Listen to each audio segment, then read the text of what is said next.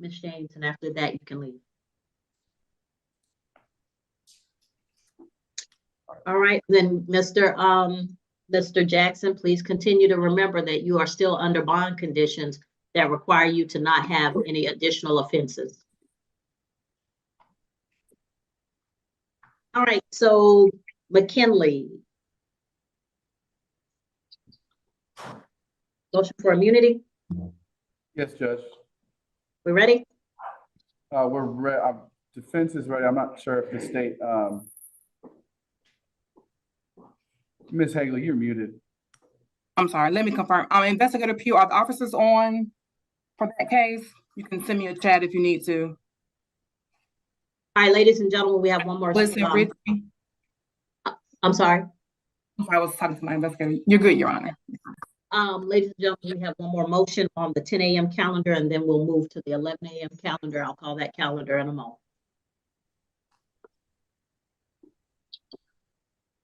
Yes, ma'am, they're on, ASG Hagley. Thank you. Let me get the 1 second while I locate the file. Give me 1 second.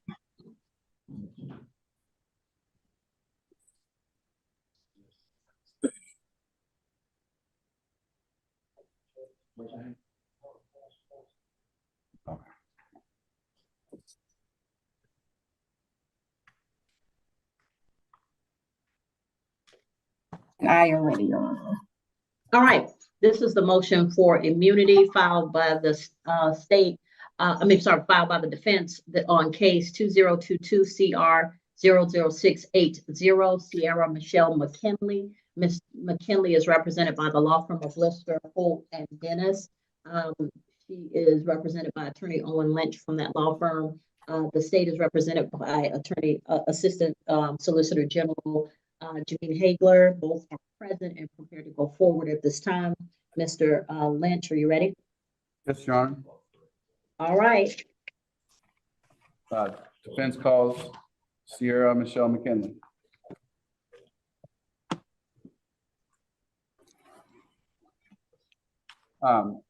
Ms. McKinley, will you please raise your right hand? Do you swear or affirm to tell the truth, nothing but the truth, under penalty of perjury in this matter?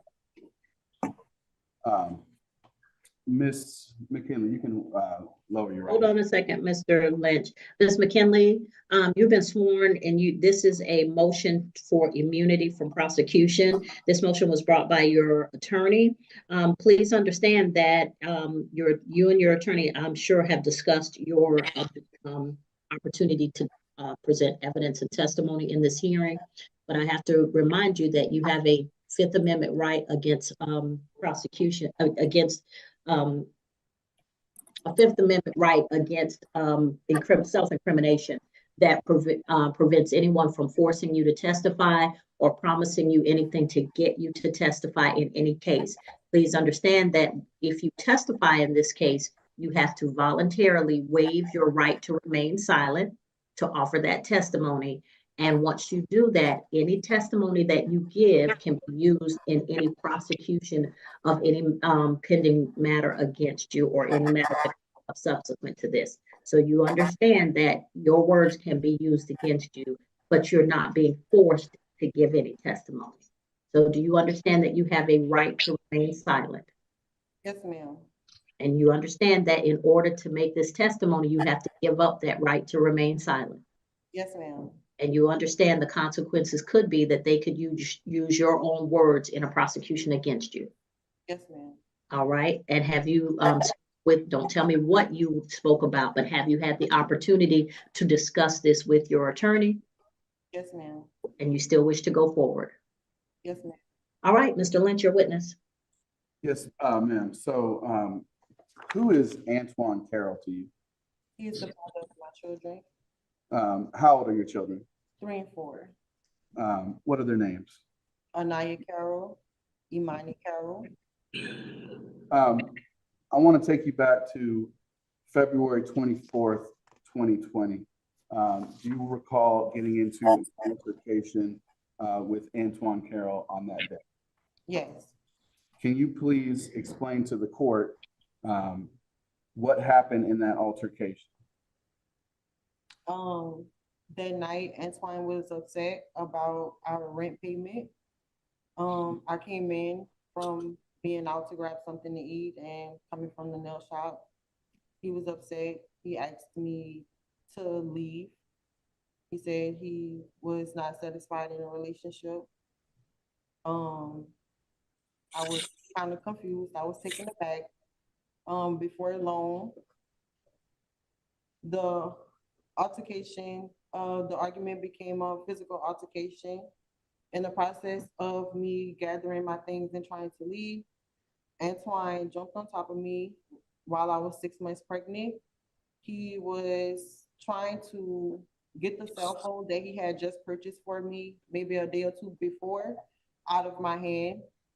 Um, he was on top of me wrestling. I was trying to, you know, get him off of me. So the phone was in my right hand. He had one hand around my neck and the other hand trying to control me, trying to control my movement. At that point, I struck him in the eye, under the eye, with my right hand. The cell phone was in my right hand, so I struck him with the cell phone in his face. He got up. I was able to get up and retrieve my things and exit the apartment. Upon exiting, You can keep going. upon exiting the apartment, he locked me out. Okay. And what were you wearing at the time when he locked you out of the apartment? A bra and some panties. And what was the temperature outside? About 40 degrees. So just going back to the physical altercation that you described, prior to that altercation that you described, had there been any prior physical contact? No, Did you hit him in the face with a bottle at any point? no, And you said the only, let me ask you this.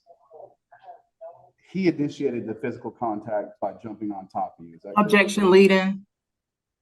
How did he initiate the physical confrontation? he asked me for the phone and I refused. The phone was my only way to contact anyone. I'm not originally from Georgia, I'm from Louisiana. So I felt being that I was alone, I needed my phone and he was trying to take it and I wouldn't give it to him. In attack me. Excuse me, Mr. Durham, could you please mute your microphone?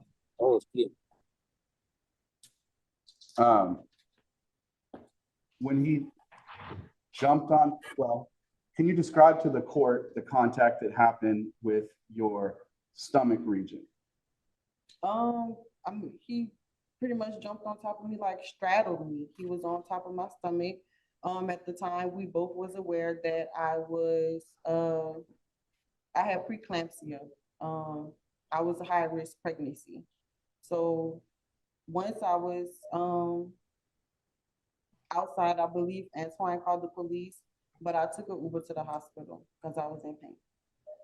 And as a result of, well, when you went to the hospital, did you end up speaking to a police officer at the hospital? Yes, so after registration, I was notified by the hospital that they was obligated to call the police, being that they found out that I was in a physical altercation with the father of the child. They were by law obligated to call the police to the hospital. So the police was dispatched and they came to speak to me while I was pretty much already hooked up to wires. I was already admitted. Right. And did you tell the officers everything you told me? Yes. As a result of the contact with your stomach at the time you were 6 months pregnant, can you describe the court what the results of that were? Objection relevance.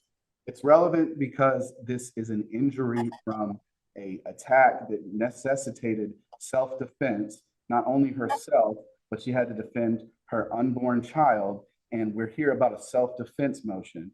And so the fact that there was an injury to the fetus is— Overruled. Go ahead, Mr. Lynch. You can answer the question. Once I was admitted to the hospital, the next day I was told that I would have to stay until the birth of the child. They were trying to push me to at least 8 months.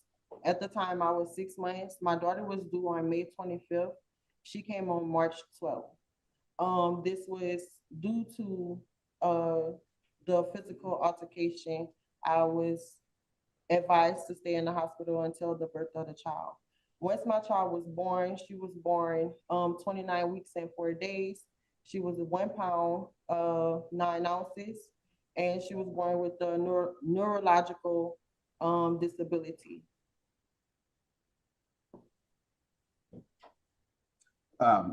What is that neurological disability? She pretty much has a muscle that is not completely developed in her bottom lip. So when she talks, she cries, or any type of movement with the face or the mouth, her lip resorts to the left side of her face. Okay, thank you. Just a few more questions. I'm going to go back to the physical altercation. When Mr. Carroll jumped on you and wrapped his hand around your neck, what, if anything, were you thinking about at that time? Getting out of there alive. Thank you. No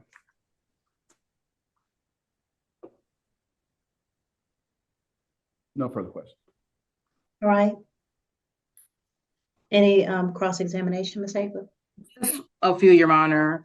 So is it your testimony today that you never told the police officer that you threw a bottle or hit the victim with a bottle, a Evans Williams glass bottle? Is that your testimony today?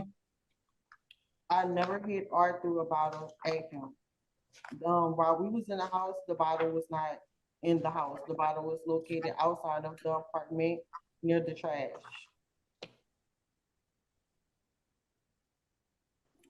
And you testified that when you gave birth that your child has you said neurological disability? That is correct. Okay. Did your doctor or your physician tell you the cause of that disability? They did not. Prior to the incident, we already knew that I was pretty much a high-risk pregnancy. We didn't know that our child would be born early or premature or even with a disability.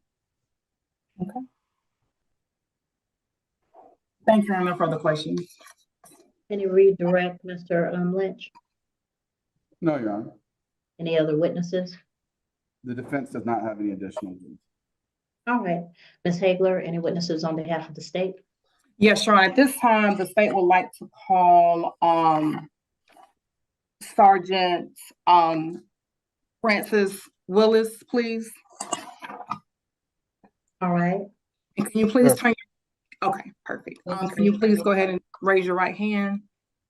Do you solemnly swear or affirm any testimony you give in this matter will be true? Yes, ma'am. All right, your witness, ma'am. Thank you, Your Honor. Sergeant Willis, can you please state your first and last name for the record? Sergeant Francis Willis. And can you please spell your first and last name for the record? Francis, last name Willis. Okay. And how are you currently employed? I'm a supervisor down here in Lovejoy, City of Lovejoy Police. Okay. And were you employed with the Clinton Police Department on February 24th of 2020? Yes, ma'am. Okay. And did you respond to 228 Marlboro Road, apartment 13F, Forest Park, Georgia, 30349? Yes, ma'am. Okay. And what was the nature of that call? It was a domestic disturbance. I'm trying to pull up the report now. It was a domestic disturbance. And upon your arrival, who did you make contact with first? At the residence, I spoke to Mr. Carroll. Mr. Carroll, okay. And what did Mr. Carroll tell you? It's okay if I refer back to the supplemental. This was a while ago. My supplemental report. Yeah, so report can refresh your Read memory? from it, sir, but you can refresh your memory, and when you're finished, just look up. Correct. Mhm. It's here in my email, just a few years ago. Okay, yeah, whenever you're ready, after your memory has been refreshed, let me know. I can continue with the question. Okay.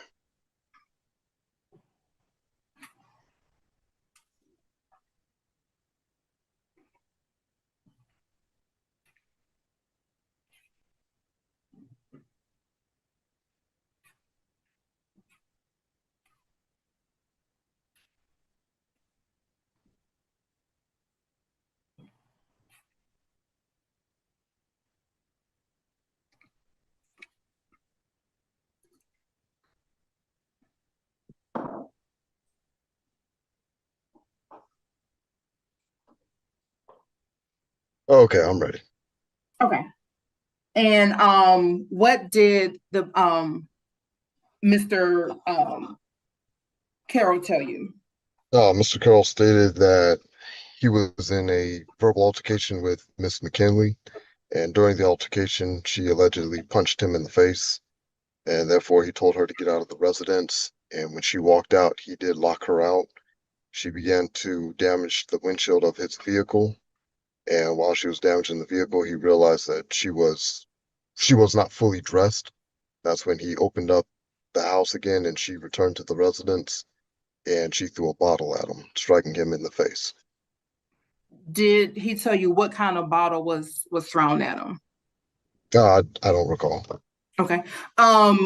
Were you able to observe any injuries to the Uh, victim? he had an injury to his eye, I believe it's his left eye.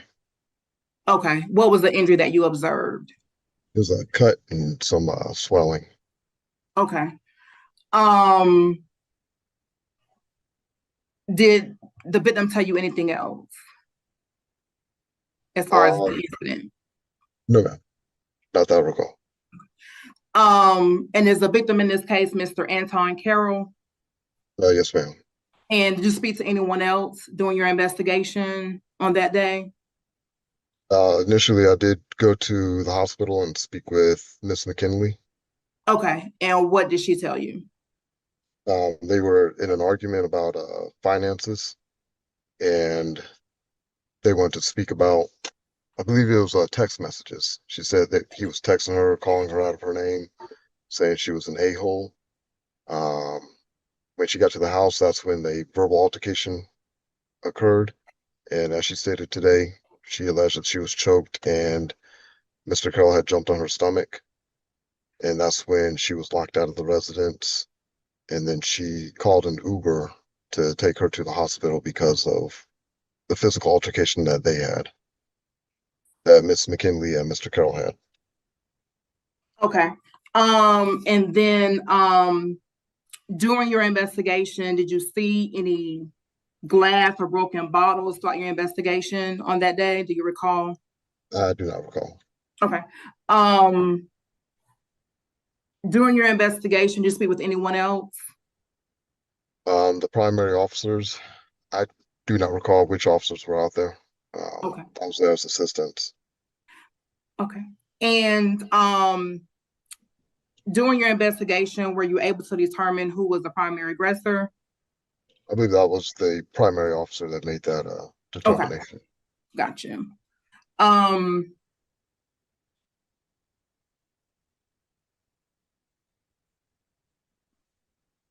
And in speaking to the defendant, did she make any claims of self-defense to you when you spoke to her? I do not recall. Okay. Just looking at, I looked at myself in the middle. I don't remember any self-defense claims. Gotcha. Okay. Just that only that she did not call 911 when it happened because she wanted to get away from the residence. She wanted to get away from Mr. Carroll. Okay.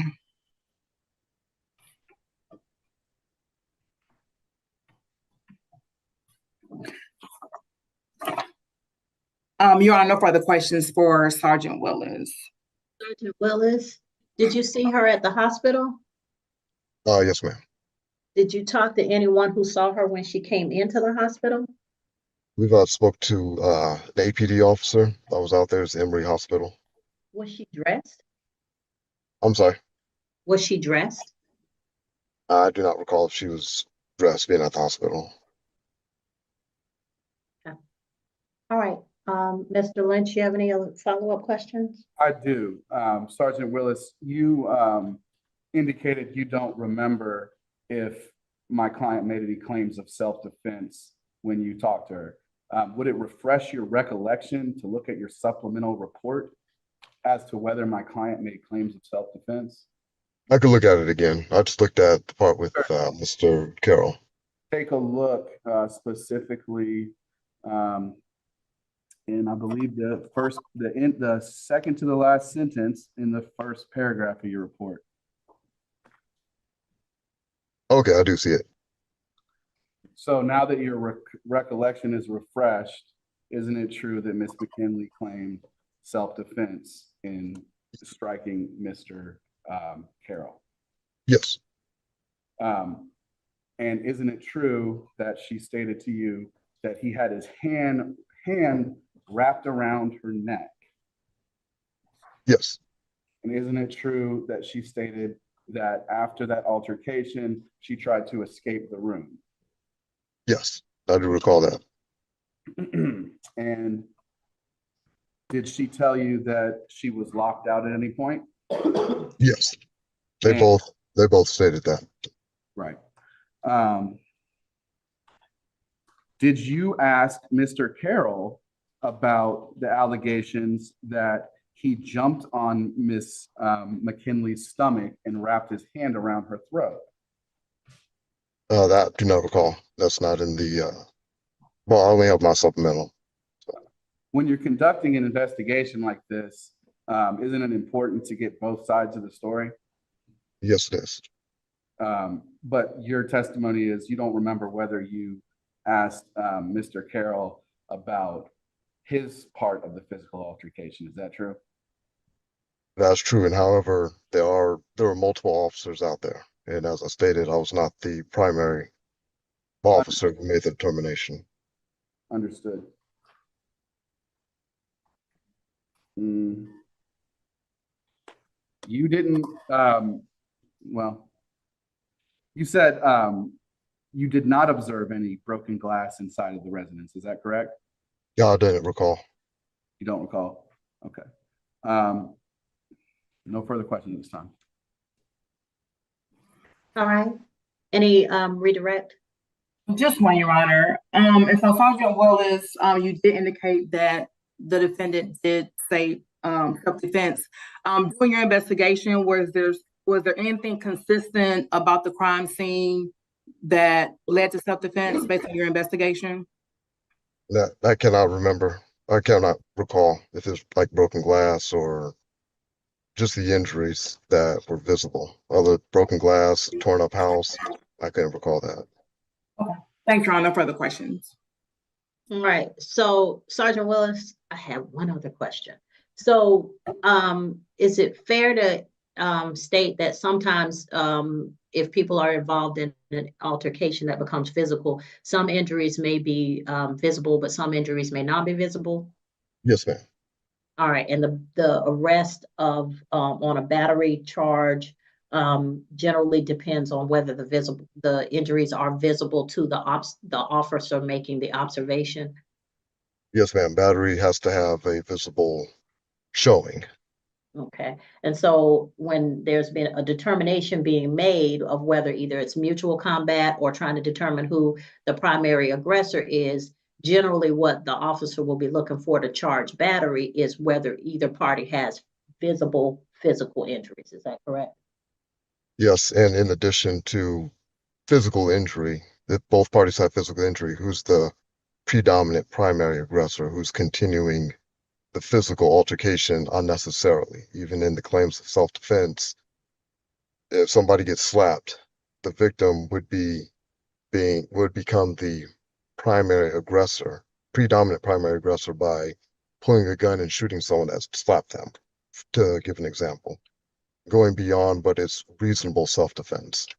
All right, and so the reason I asked about the clothing is in the recounting the case, the alleged victim in this case says that she came back into the place once he realized that she was not properly dressed for the weather.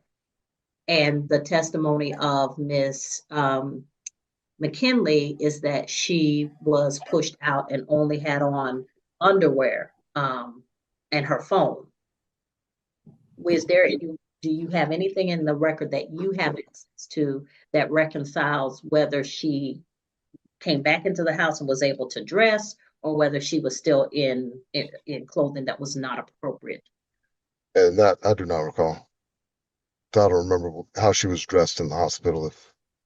Right. Well, by the time you got to the hospital, she may have been dressed differently. Is that true? Possibly, yes, ma'am. Okay. All right. Any other questions from the state? No, Your Honor. Thank you. Yeah, I do have one follow-up question based on the questioning from the court. Okay. Officer, you testified about self-defense and what a reasonable response would be. You gave the example of if somebody shot someone, or if somebody was slapped, they can't, the person who was slapped can't use a gun in self-defense. That wouldn't be reasonable. That was the example you gave, right? Just a brief example, yes. So let me just go to the facts of this case. As reported to you, if someone was being choked, if someone had a hand around their neck, would a strike to get out of that situation, would that be reasonable force in your opinion, based on your training and experience? In my opinion, yes. Thank you, sir. Okay. That's all. All right. Does the state have additional witnesses to present? Yes, at this time, the state would like to call Sergeant Cameron Ritchie. All right. All right. And may Sergeant Willis be released at this time? Yes, Your Honor. Thank you, Sergeant Willis. Thank you. Y'all have a good day. You too. Sergeant Whitty? Ritchie. I'm sorry. Sergeant Ritchie, raise your right hand for me. Do you solemnly swear or affirm any testimony you give in this matter will be true? I do. All right. You can put your hand down. You're witness. Thank you, Your Honor. Can you please state your first and last name for the record? Yes, ma'am. Sergeant Ryan Ritchie. And can you please spell your first and last name for the record? Yes, first name Ryan, last name Richey. Thank you. And Sergeant Ritchie, how are you employed? I'm a sergeant with the Clayton County Police Department. And were you employed with the Clayton County Police Department on February the 24th of 2020? Yes, I was. And did you respond to 228 Mara Road, apartment 13F? Yes, I did. And what was the nature of that call? It was a domestic disturbance. And upon your arrival, who did you make contact with first? I made contact with Mr. Carroll. Okay. And what did Mr. Carroll tell you? He stated that I would object as to hearsay unless Mr. Carroll's going to testify. Isn't Mr. Carroll the victim? Correct. All right. Well, the previous officer just testified to what he said, didn't he? He did, Your Honor. Yes. All right. So overruled. Thank you, Judge. And what did Mr. Carroll tell you? He stated that him and Mrs. McKinley were in a verbal altercation about the rent money. And during the altercation, she struck him in the face with an empty Evan Williams bottle. And I observed the injuries to his face. Okay. What injuries did you observe to his face? It was a small cut and swelling to the underside of his right eye. And during your investigation, did you observe or collect any bottles during your investigation? I don't recall. Okay. And did Mr. Carroll tell you anything else as far as what happened? He also stated that she went outside and used the bottle to break the windshield of her vehicle in the parking lot and then damaged the front door with the bottle by hitting the door with the bottle. Did you see any damage to the windshield? Not that I recall. There should have been pictures obtained in our investigation. Okay. Did you see any damage to the door during your investigation? Yes, I do recall damage to the door. And what damage did you observe? I'd have to take a look at the pictures to tell you exactly what the damage was. Okay. Did you speak with anyone else after speaking to Mr. Carroll? No, ma'am. Because Miss McKinley had left the scene in an Uber. I was not able to get in touch with her. Okay, okay. During your investigation, who did you determine to be the primary aggressor, Miss McKinley, and why? just because she wasn't on scene during my investigation and I observed the visible injuries. Okay. And during your investigation, was the crime scene consistent with self-defense during your investigation? Not that I can recall. Okay. Thank you, Your Honor. No further questions for Officer Ritchie. Sergeant Ritchie, Mr. Lynch, you have cross-examination questions for this gentleman? Just very briefly. So other than that initial investigation when you responded to the incident location, was there any follow-up investigation that you conducted? Not by myself. I just obtained the warrants. Did you speak to any other police officers who may have been investigating the case later? Not that I can recall, but that would have been right at shift change when the other officers were coming into work. Did you learn in your investigation anything about the injuries to my client? No, sir. Not that I recall. And you never got any statement from my client, correct? Correct. That's all I have. Sergeant Ritchie, did you learn from the alleged victim in this case that Miss McKinley was pregnant? Not that I can recall, Judge. And did you, so you said that he told you that the windshield was damaged by a bottle, but did you see anything, generally, if somebody, like, as an officer, you're trained to notice certain things, is that correct? Yes, ma'am. And so I know from my experience, if I see somebody with a crack in their windshield that's over 2 inches, I'm concerned that they're going to get a ticket, because you get close to that 3-inch mark, that's an offense. Am I right? Yes, ma'am. Okay, so if somebody took a bottle and struck a windshield, do you think you would recall if there was damage to a windshield? Yes, ma'am. And in this case, you said that you don't recall there being damage consistent with a bottle striking a windshield. I mean, I would have to take a look at the pictures that were obtained on scene. Okay, because either the bottle is going to give or the windshield's going to give. Right. You said there might have been damage to the door.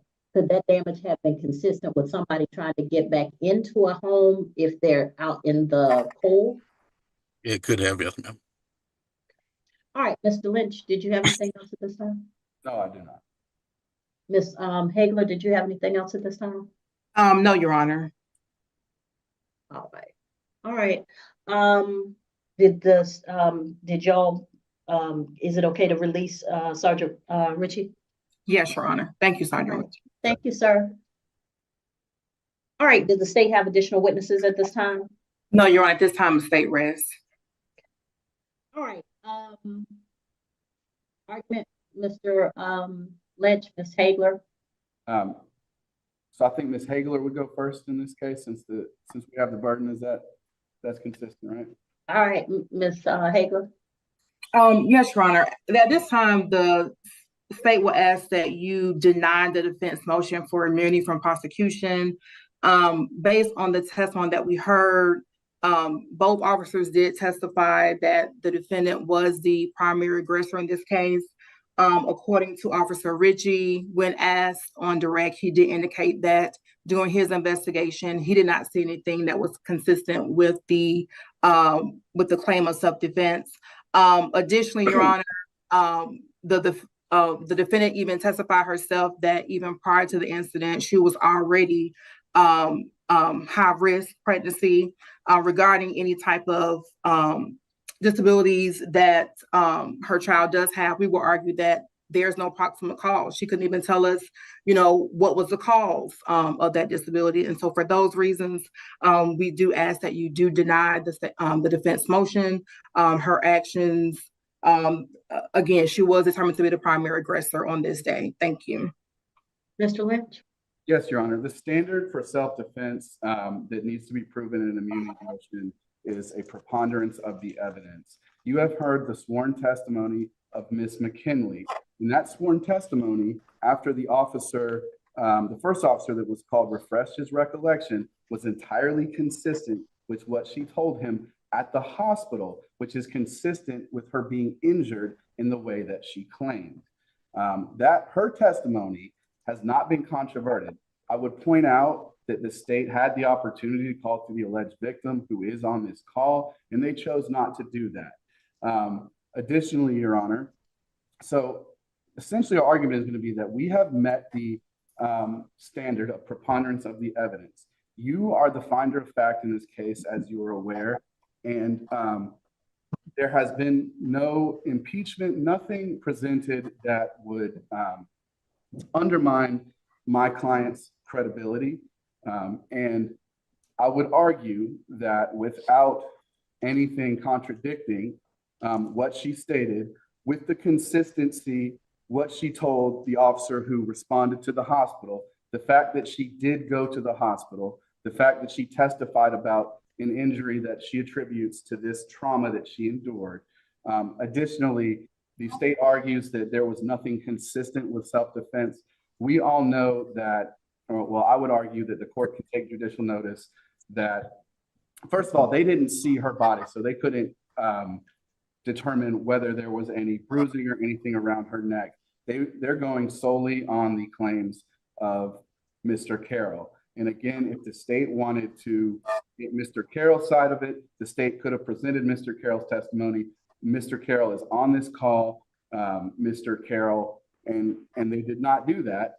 And I would submit that there's a reason for that. And so, Your Honor, I would argue that the defense has met the burden, and we would ask that these charges be dismissed against Ms. McKinley, because under the circumstance, she was acting in self-defense, and the evidence presented to this court establishes that by a preponderance of the evidence. Thank you. All right. So in this case, the preponderance of the evidence, well, first, let me go back to probable cause. So the probable cause for the arrest, I think the police officers on the scene made the decision that was appropriate at the time with the information that they had at the time. They had an alleged victim. He had given a statement stating that he had been in an altercation and had the altercation, once it turned physical, that he was the victim of an attack, either from a bottle, principally, and they did notice visible injuries. And so consistent with the statute, that what was done on the scene, it was proper per what the officers were dealing with. However, the Sergeant Ritchie did indicate that the part of the reason that he was able to make that determination was because Miss McKinley was no longer on the scene, and that he didn't have any evidence consistent with what she might have said in this case. The one thing that is glaring to me is you have someone who's 6 months carrying your child, and you've been in an altercation with them. You never mention that the person is pregnant, the person that you've had the altercation with, which would have been, if nothing else, part of an identifying detail that you could have given the officer since she was no longer on the scene. The second thing is that I keep hearing about this bottle of liquor, but no officer saw the liquor bottle. Also, the alleged victim in this case indicated that she struck the windshield of the car with the bottle. She beat on the door with the bottle. At some point, either the bottle's going to give, is going to be present, or the windshield's going to have indicators. Something's going to happen. No bottle. Miss McKinley left the scene in an Uber, which is consistent with her testimony. She goes to the hospital. The decision to use self-defense is not dependent upon what injuries you suffer, but the apprehension of being put into bodily harm or suffering injury. So even if nothing happened to her, it still would have been proper to use self-defense if you anticipated being harmed in some way. And in this case, Miss McKinley, we weren't able to follow up on whether she had bruises around her neck or whether she arrived at the hospital in only a bra and panties, consistent with being put out in the cold, or any of that, because she wasn't on the scene and there was no follow up with respect to that. In this case, the court would find that at best it's mutual combat, but I will grant the motion for immunity because of the inconsistencies in the testimony. All right. Thank you, Judge. All right, Mr. Lynch, your motion to prepare, your order to prepare. Yes, Judge, I'll prepare an order. All right, so that concludes the 10 a.m. calendar. Thank